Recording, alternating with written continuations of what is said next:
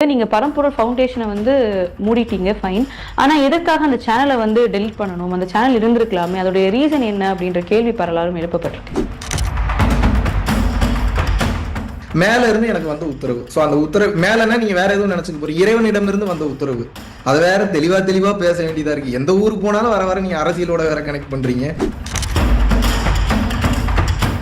நான் என்னை பார்த்துக் கொள்வதற்கு தயார் நிலையில் இருக்கிறேன். ஸோ யாரும் பணம் அனுப்ப வேண்டிய அவசியம் கிடையாது. இருந்தாலும் அந்த விருப்பப்பட்டு அனுப்பக்கூடிய அந்த நபர்களுக்கு உங்களுக்கு நான் எந்த விதத்துல நான் நன்றி சொல்றதுன்னே தெரியல. இதற்கப்புறம் நீங்கள் அனுப்ப வேண்டிய அவசியம் இல்லை.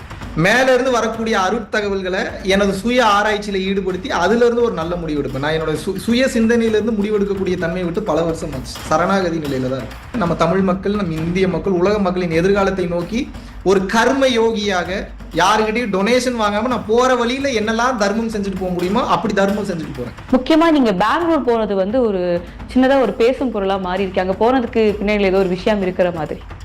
என்னங்க எங்க போனாலும் இதே கேள்வியா கேக்குறீங்க.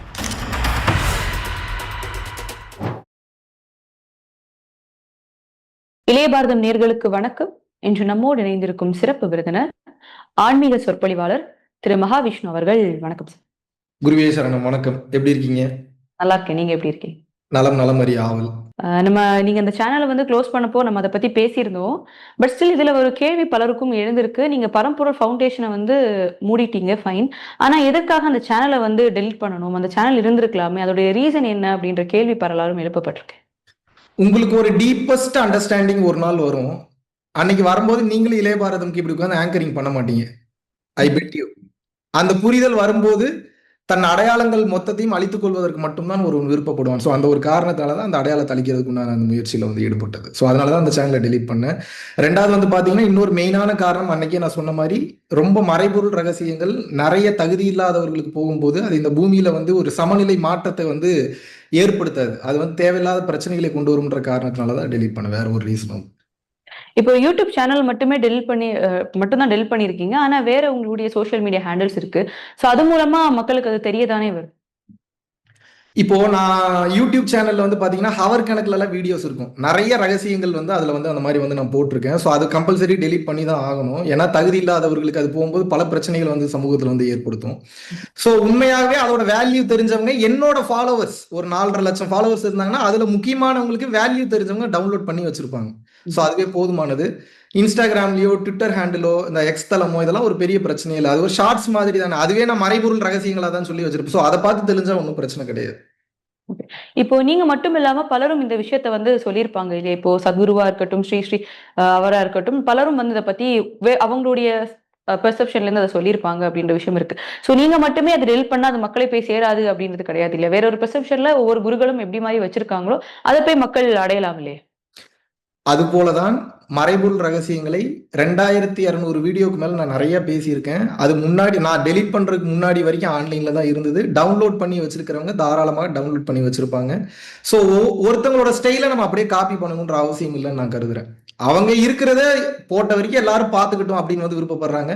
என்னுடைய ஆழ்மனது என்ன சொல்லுது, என்னோட உள்மனது என்ன சொல்லுது அப்படின்னா, இவங்களுக்கு ரொம்ப அதிகமான ரகசியங்களை நீ வந்து சொல்லி கொடுத்து விட்டாய், அதனால இப்போதைக்கு சேனலை டெலீட் பண்ணு அப்படின்றது வந்து மேல இருந்து எனக்கு வந்த உத்தரவு. ஸோ அந்த உத்தரவு மேலன்னா நீங்க வேற எதுவும் நினைச்சுக்க போறீங்க. இறைவனிடம் இருந்து வந்த உத்தரவு. அது வேற தெளிவா பேச வேண்டியதா இருக்கு. எந்த ஊருக்கு போனாலும் வர நீங்க அரசியலோட வேற கனெக்ட் பண்றீங்க. ஸோ அதனால இறைவனின் உத்தரவின் காரணத்தினால டெலீட் பண்ணியிருக்கேன். வேற ஒரு ரீசனுமே கிடையாது. நீங்க பரம்பொருள் ஃபவுண்டேஷன் வச்சிருந்தப்போ அது மூலமாக பலருக்கும் வந்து அன்னதானம் அப்படின்ற ஒரு விஷயத்த வந்து பண்ணிட்டு இருந்தீங்க. இப்பவும் வந்து அது நடக்குதா ஃபவுண்டேஷன் க்ளோஸ் பண்ணதுக்கு அப்புறம்? அன்னதானம்ன்றது அது என்னோட டியூட்டிங்க. மக்கள் கிட்ட பணம் வாங்கி தான் பண்ணணும் அப்படின்றதெல்லாம் கிடையாது. ஸோ அன்னதான பணிகள் இடைவிடாமல் இன்று வரைக்கும் சென்று கொண்டுதான் இருக்கிறது. ஃபவுண்டேஷன் டோட்டலா இந்த பழைய செட்டில்மெண்ட்ஸ் எல்லாம் கொஞ்சம் இருக்குன்னு நான் சொன்னேன். அதெல்லாம் முடிச்சதுக்கு அப்புறம் கம்ப்ளீட்டாவே வந்து ஷட் டவுன் பண்ணிடுவோம். ஸோ அதுக்கப்புறம் நான் பர்சனலா கொடுக்கக்கூடிய அன்னதானத்தை நான் கொடுத்துட்டு தான் இருக்க போறேன். இதுல எந்தவித தடையுமே இல்லையே. ஸோ நீங்க மக்களை வந்து போய் சந்திக்கல, அவங்க கிட்ட இருந்து டொனேஷன் அந்த மாதிரி வரல, கிளாஸஸோ எதன் மூலமாவோ உங்களுக்கு டொனேஷன் அப்படின்றது இல்லாதப்போ உங்களுடைய சைட்ல நீங்க வந்து எப்படி அதை கேதர் பண்ணுவீங்க? அதாவது ஆன்லைன் கிளாஸஸ் எல்லாம் எடுப்பேன் அப்படின்னு சொல்லியிருக்கேன் உங்களுக்கு முன்னாடியே. டொனேஷன்ஸ் வேற, ஃபீஸ் வேற, ரெண்டுமே வேற. நான் ஒரு சர்வீஸ் கொடுக்குறேன். இந்த சர்வீஸ்க்கு உண்டான ஒரு வருமானத்தை நான் பெற்றுக்கிறேன் அப்படின்னா அதுக்கு பேர் வந்து ஃபீஸ். அந்த ஃபீஸ்க்கு வந்து ஜிஎஸ்டி கட்டுறோம், அதுக்கு இன்கம் டேக்ஸ் கட்டுறோம். ஸோ அந்த வருமானத்தை வைத்து தாராளமாக வந்து எதிர்காலத்தை என்னால் வந்து நிச்சயமாக பார்த்து கொள்ள முடியும். நீங்க இதுக்கப்புறமா பல இடங்கள்ல வந்து பயணம் பண்றத நம்ம பார்த்திருக்கோம். கோயம்புத்தூர் இந்த மாரி பல இடங்களுக்கு போறீங்க. முக்கியமா நீங்க பெங்களூர் போனது வந்து ஒரு சின்னதா ஒரு பேசும் பொருளா மாறியிருக்கு. அங்க போனதுக்கு பின்னாடி ஏதோ ஒரு விஷயம் இருக்கிற மாதிரி. என்னங்க எங்க போனாலும் இதே கேள்வியா கேக்குறீங்க. உண்மையாவே பெங்களூர்ன்றது ஒரு நல்ல சிட்டி, நல்ல சில்லஸ்ட் சிட்டி. தமிழ்நாட்டிலே இருக்கிறதுக்கு பதிலா கொஞ்சம் அந்த பக்கம் இருக்கக்கூடிய மலைப்பிரதேசங்கள் எப்படி இருக்குன்றக்கா பாக்குறக்கா போயிருந்தேன். அது மட்டும் இல்ல அங்க கடப்பை சச்சிதானந்த யோகீஸ்வரர்னு சொல்லிட்டு எனக்கு ரொம்ப மனதிற்கு நெருக்கமான ஒரு மகான் அவரு. ஸோ அடிக்கடி அங்க நான் போயிட்டு வர்றது வழக்கம். ஸோ அந்த வகையில அவரையும் பார்த்து ஒரு தரிசனம் பண்ணிட்டு வரணும்னு ஒரு ஆசை. ஸோ அதனாலதான் பெங்களூர் போயிட்டு அப்படியே தமிழ்நாடு மீண்டும் வந்திருக்கேன். அன்னைக்கு நான் உங்ககிட்ட கேட்டிருந்தேன். நீங்க இந்த ஃபவுண்டேஷன்லாம் க்ளோஸ் பண்ணிட்டு அரசியலுக்கு போறீங்களா? அப்படின்ற மாதிரி. ஆனா அது ஒரு பக்கம் இருக்க, அரசியலுக்கு போணும் அப்படின்ற உங்களுக்கு ஒரு இன்னர் கால் இல்லன்னா உங்களுக்கு ஒரு ஆசை வந்து இருக்குதா? அரசியல் தேவை அப்படின்னு. சத்தியமா கிடையாதுங்க. ஏங்க இப்போ உங்களுக்கும் எனக்கும் இப்ப ஏகப்பட்ட விஷயங்கள் தெரியும். உள்ளார்ந்தும் வெளி சார்ந்தோம். இருந்தாலும் எல்லாத்தையும் வெளிப்படையா இங்க பேச முடியுதா? சேனல்ல பேச முடியாது. அப்ப இது அரசியல் இல்லையான்னு கேட்கிறேன் நானு. ம்ஹ்ம். உங்களுக்கு தெரியும் அத தெரிஞ்சத தெரியாத மாரி காட்டுறதே ஒரு அரசியல் தானங்க. தெரியாத தெரிஞ்ச மாரி காட்டுறது ஒரு அரசியல் தானங்க. குடும்பத்துல ஒரு பிரச்சனை வருது. அப்பா, அம்மா அரசியல் பண்றாங்க. குழந்தைங்க அரசியல் பண்றாங்க. அரசியல்ன்றது இங்க இல்லாத இடம் எங்க இருக்கு? இல்ல ஒரு கட்சி ஆரம்பித்தோ, இல்ல கட்சியில போய் சேர்ந்தோ அந்த மாரி ஒரு அரசியல் அந்த ஆர்வம். மாரிலாம் ஒரு ஐடியாவும் இல்ல. எனக்கு அதுல இன்ட்ரெஸ்ட்டும் சுத்தமா வந்து கிடையாது. அப்படியே சித்தன் போக்கு, சிவன் போக்குன்னு பயணம் பண்ணிட்டு போயிட்டு இருக்கேன். வாய்ப்பு இருக்கும்போது, ம் ஏதாவது சான்சஸ் இருந்ததுன்னா, மக்கள நேரடியா சந்திக்கும்போது சத்சங்கங்களோ, அதெல்லாம் எந்தவித அறிவிப்பும் இன்றி, ஆன் த ஸ்பாட் போற வழியில அங்க என்ன தேவைப்படுதோ, அந்த உயிர்களுக்கு என்ன தேவைப்படுதோ, அந்த மாரியான விஷயங்களை முன்னெடுத்து போலான்னு சொல்லிட்டு என்னோட மைண்ட் செட் இருக்கு. எங்கெங்கிருந்து உயிர் ஏதேது வேண்டினும், அங்கங்கிருந்து அருள் அருட்பெருஞ்சோதிங்கிறார் வள்ளலார். எந்த உயிர் எங்க இருந்து என்ன கேட்குதோ அந்த உயிருக்கு அங்க இருந்து அப்படியே அருள் செய்யுங்கிறார். நமக்கு அருள் செய்யற அளவுக்கு தகுதி இருக்கான்றது தெரியல. முடிஞ்ச அளவுக்கு ஞான உபதேசங்களை நேர்ல சந்திக்கக்கூடிய மனிதர்களுக்கு, என் மனதிற்கு மிகவும் நெருக்கமானவர்களுக்கு, என்னை உண்மையாக மதிப்பவர்களுக்கு, நான் எடுத்து என்ன மதிக்கலன்னா கூட பரவாயில்ல, அது ரெண்டாவது. நான் எடுக்கக்கூடிய பாடங்களை மதித்து நடப்பவர்களுக்கு நிச்சயமாக உண்மையாக இருப்பேன். அவர்களுக்கு உண்டான உபதேசம் பர்சனலாவோ நேரடியாகவோ வீட்டுக்கே போய் கூட சொல்லித் தரதுக்கு நிச்சயமாக நிறைய வாய்ப்புகள் என்பது உண்டு. இப்போ திரைப்படங்கள், திரைத்துறையில இருக்கவங்கள பார்த்தோம் அப்படின்னா, அவங்களுடைய ரசிகர்கள்ட்ட பலரும் வந்து இந்த மாரியான விஷயங்கள் பண்ணாதுங்க அப்படின்னு சொன்னாலும், அவங்க மேல இருக்க ஒரு அன்பிலேயே ஏதோ ஒரு விஷயத்துல ஒரு விஷயத்த வந்து பண்ணுவாங்க. அதே மாதிரியே நீங்க வந்து ஃபவுண்டேஷன வந்து மூடிட்டீங்க. பிளஸ் வந்து இனிமேல் டொனேஷன் வாங்க மாட்டீங்க அப்படின்ற விஷயத்த சொன்னீங்க. அதையும் தாண்டி உங்களுக்கு ஏதாவது விதத்துல டொனேஷன்ஸ் வருதா? அத நீங்க அக்செப்ட் பண்ணிக்கிறீங்க? இல்ல இது டொனேஷன்ஸ் அப்படின்னு வந்து நான் எடுத்துக்கல. ஏன்னா ட்ரஸ்ட் அக்கௌண்ட்டுக்கு வாங்கினா தான் டொனேஷன். நீங்க கரண்ட் அக்கௌண்ட்லயே பர்சனல் அக்கௌண்ட்லயே வாங்கினா அது கிஃப்ட் அமௌண்ட்டா கன்சிடர் பண்ணப்படும். அப்படி இல்லாட்டினா எஜுகேஷன் ஃபீஸோ நம்ம என்ன ஒரு சர்வீஸ் கொடுக்குறோமோ அந்த சர்வீஸ்க்கு உண்டான ஃபீஸா தான் வந்து கன்சிடர் பண்ணப்படும்.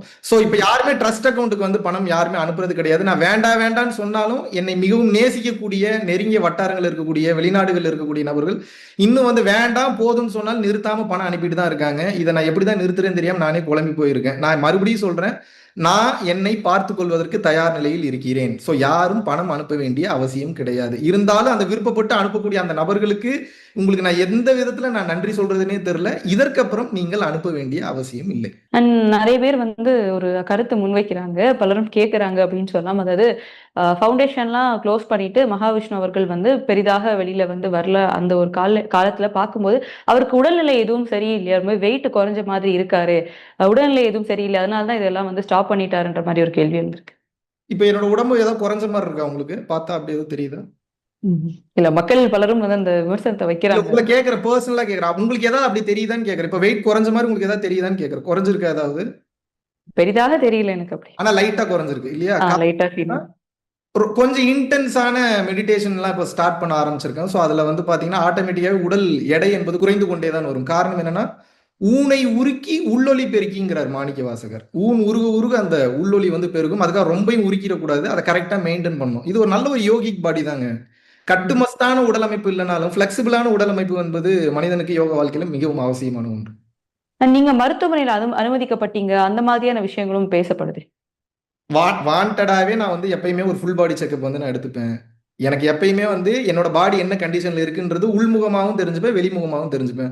அதனால இவ்வளவு நாள் எடுத்த கிளாஸஸ்க்கு, இவ்வளவு நாள் எடுத்த விஷயங்களுக்கு என் பாடி எப்படி இருக்குன்றக்க செக் பண்ணிக்கிறக்க ஒரு ஃபுல் பாடி செக்அப்காக போயிருந்தேன். ஒரு பிரச்சனையும் இல்லை, ரொம்ப ஹெல்த்தியா இருக்குன்னாங்க. நல்லா சாப்பிட்டு சாப்பிட்டு தூங்குங்க, அது மட்டும் தான் உங்களுக்கு ஒரே மருந்துட்டாங்க. இதுக்கப்புறம் என்ன இருக்கு?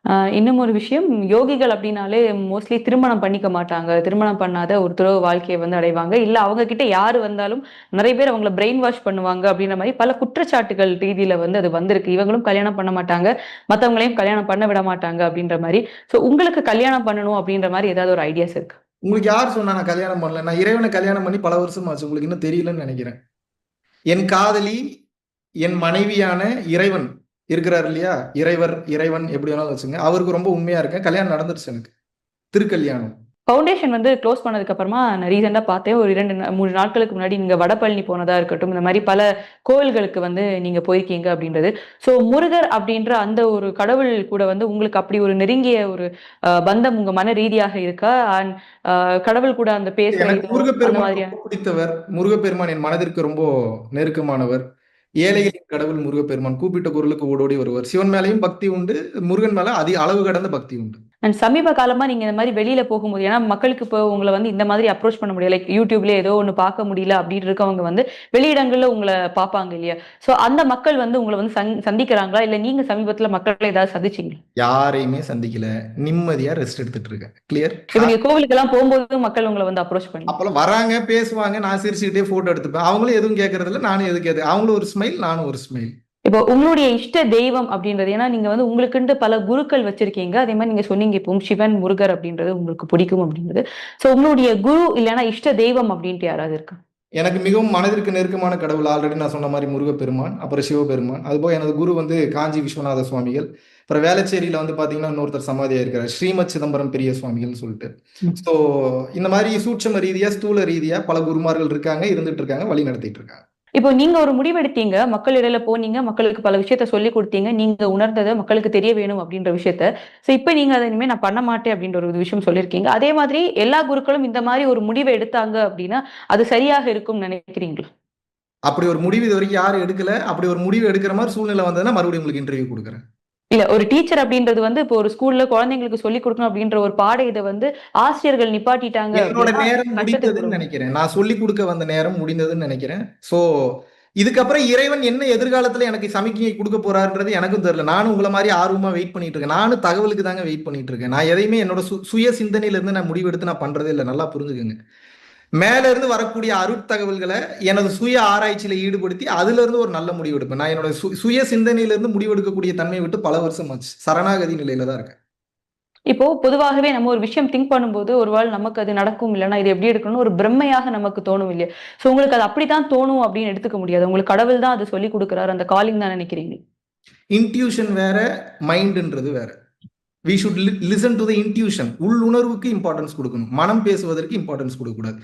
இன்ட்யூஷனை நீங்க ரீட் பண்ண ஆரம்பிச்சிட்டீங்கன்னா சரியாக மட்டும்தான் உங்களை அழைத்து செல்லும். அதுதான் உள்ளுணர்வு. அதுதான் இறைவனின் நாதம், இறைவனின் ஒளி, இறைவனின் ஓசை என்ற அர்த்தம்.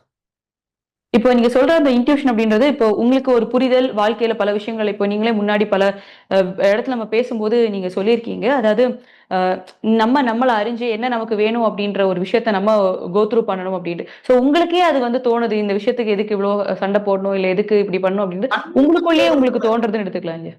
சண்டை போடுறதுலாம் ஒண்ணுமே இல்லைங்க. எனக்கு பிடிச்சது இவ்வளவு நாள் பேசினேன். இதுக்கப்புறம் அமைதியா உட்கார்ந்து உள்ளுணர்வு, உள்ளுக்குள்ள இருக்கக்கூடிய ஆன்ம நிலையை அதிகப்படுத்திக்கணும்னு நினைக்கிறேன். அதனால அதை நோக்கி ஆழமாக சென்று கொண்டிருக்கிறேன். மக்கள் மீது வெறுப்புணர்வோ, கோவமோ அதெல்லாம் எதுவுமே கிடையாது. ஆல்ரெடி நிறைய சொல்லி கொடுத்தாச்சு. அதை பிராக்டிஸ் பண்ணாவே போதுங்க. பரம்பொருள் யோகம் ஒண்ணு இப்ப நீங்க பண்ணீங்கன்னாவே உங்களுக்கு வேணுங்கிற எல்லாத்தையும் அதுவே கொடுத்துரும். வாசி யோகத்தையும் வெளிப்படையா வெளியிட்டுட்டேன். இதுக்கு மேல நான் என்னதான் பண்றது? சோ மக்கள் வந்து இதுக்கப்புறம் மகாவிஷ்ணுவை புடிச்சிட்டு இருக்கணும்னு நினைக்காம, மகாவிஷ்ணு என்ன சொல்லி கொடுத்தாரோ அதை புடிச்சிட்டு இருந்தாங்க அப்படின்னா நிச்சயமாக அவர்களுக்குள் இருக்கக்கூடிய ஆன்ம சக்தி தானாகவே வெளிப்படும் என்பது எனது தாழ்மையான கருத்து. நீங்க திடீர்னு வந்து இப்போ பல விஷயங்கள் நடக்கும்போது, ஒருவேளை இது நடக்கலாம் அப்படின்ற ஒரு இது எல்லாருக்கும் தோணும். ஆனா உங்களுடைய அந்த ஸ்டாப் இல்ல ஷட் டவுன் அப்படின்றது திடீர்னு நடந்த ஒரு விஷயம். அன்எக்ஸ்பெக்டட்லி அப்படின்னு சொல்லலாம். சோ இப்படி நீங்க பண்ணியிருக்கீங்க அப்படின்னா, பலரும் வந்து ஏதோ ஒரு பிரச்சனை இருக்கு மகாவிஷ்ணு அவர்களுக்கு. ஏதோ ஒரு இஷ்யூ. அதனால மட்டும் தான் நீங்க இத ஸ்டாப் பண்ணீங்க அப்படின்னு பேசப்படுது. உண்மையில ஏதாவது இஷ்யூ இருக்கா? ஏங்க நான் என்ன கேட்கிறேன், எல்லா இடத்துலயும் எனக்கு வந்து நேரடியாகவும் மறைமுகமாகவும் சப்போர்ட் பண்றதுக்கு நிறைய மனிதர்கள் இருக்காங்க. நான் கேட்டாலும் சப்போர்ட் பண்றாங்க, கேட்காமயே சப்போர்ட் பண்ணவங்களாம் நிறைய இருக்காங்க. அதுபோக என் மனதிற்கு நெருக்கமான அண்ணன் இருக்காங்க. எனக்கு மனதிற்கு நெருக்கமான என் குடும்பம் இருக்கு. இத்தனை பேரை தாண்டி என்னை யார் வந்து என்ன பண்ணிட முடியும் நீங்க சொல்லுங்க. இதையெல்லாம் கடந்த நிலையில என் குருநாதர் காஞ்சி விஸ்வநாத சுவாமி இருக்காரு. அதை கடந்த நிலையில அருட்பெருஞ்சோதி ஆண்டவர் இருக்கிறாரு.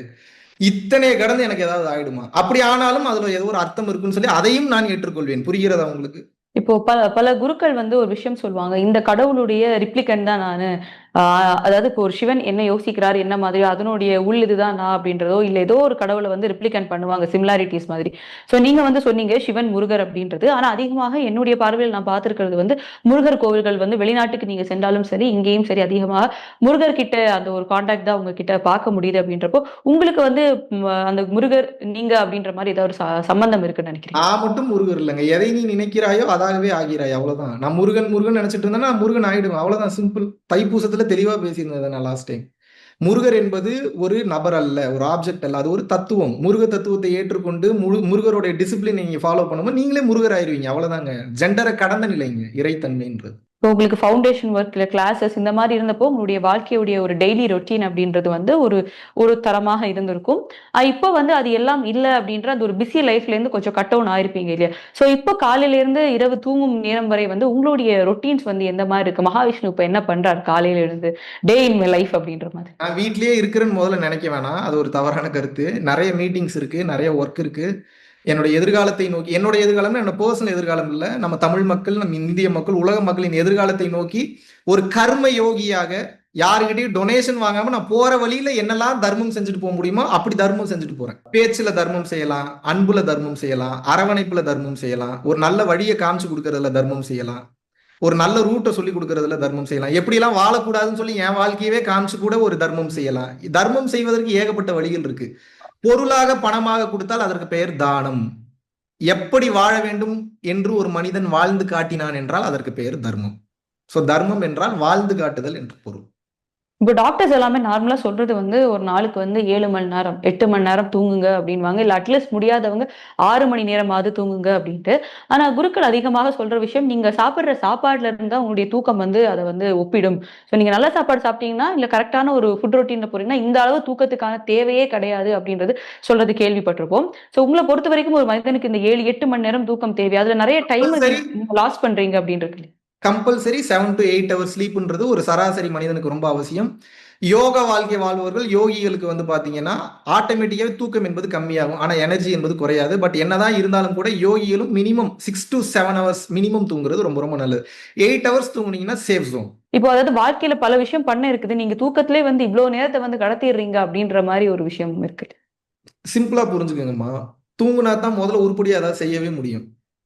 நீ ஆகாய சக்தி இல்லாம இப்போ பஞ்சபூதங்கள் சொல்றீங்க, நிலம், நீர், நெருப்பு, காற்று, ஆகாயம். இதுல ஆகாய சக்தி என்பது தூக்கத்துல மட்டும் கிடைக்கக்கூடியது. அப்ப தூங்கலன்னா இந்த 4 பஞ்சபூதங்களும் வேலை செய்யாம போயிடும், சமன்பாடு வந்து இழந்துடும்.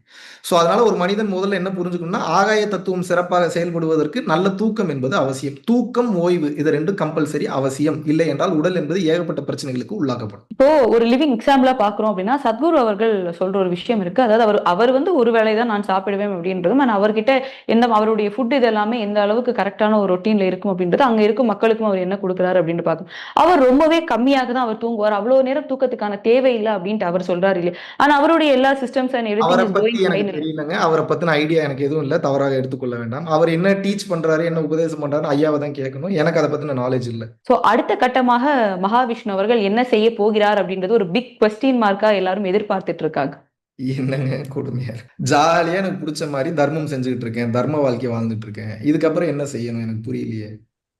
வேற என்ன எதிர்பார்க்குறீங்க நீங்க? என்ன புரியல. வேற என்ன உங்களுக்கு ஏதாவது எக்ஸ்பெக்டேஷன் எதுவும் இருக்கா? நான் வேற ஏதாவது பண்ணணும்னு கேளுங்க. நான் இருக்கு இல்லைன்னு சொல்லிடுறேன். எனக்கு தெரியல வேற என்ன எதிர்பார்க்குறீங்க. இல்ல மகாவிஷ்ணு அப்படின்ற ஒரு தனிப்பட்ட மனிதரை தாண்டி ஒரு பரம்பொருள் ஒரு ஃபவுண்டேஷன் அவர் வச்சிருந்தாரு. இப்போ அதை க்ளோஸ் பண்ணிட்டாரு அப்படின்றப்போ அந்த தனி நபர் in what way he is going to establish show himself out அப்படின்றது இருக்குல்ல, எப்படியே வந்து தன்னை வந்து இல்ல வெளியில இந்த நரேட்டிவ் நீங்க ஏன் செட் பண்றீங்கன்னு கேக்குறேன். இந்த நரேட்டிவ் நீங்க ஏன் எனக்கு செட் பண்றீங்கன்னு கேக்குறேன். என் நரேட்டிவ் நான் தானே செட் பண்ணணும். நான் எப்படி போகணும் வரணும்ன்றது கொஞ்சம் அசர்ந்து இருந்ததுன்னா, கொஞ்சம் அவேர்னஸ் இல்லாம இருந்ததுன்னா நீங்க ஒரு நரேட்டிவை செட் பண்ண வச்சு அதுக்கு பின்னாடியே ஓட வைக்கிறீங்களே. இது நியாயமா? இது தர்மமா? உங்களுக்கு நான் நல்லது தானே பண்ணியிருக்கேன். என்னை ஏன் இப்படி பண்றீங்க? ஸோ அதனால நல்லா யோசிச்சு பாருங்க. Don't ever make me to get into the any kind of agenda.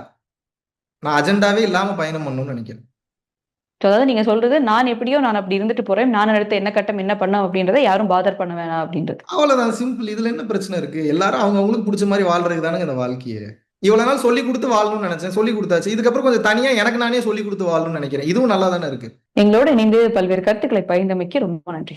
மிக்க மிக்க மகிழ்ச்சி. குருவே சரணம். நல்லதே நடக்கும்.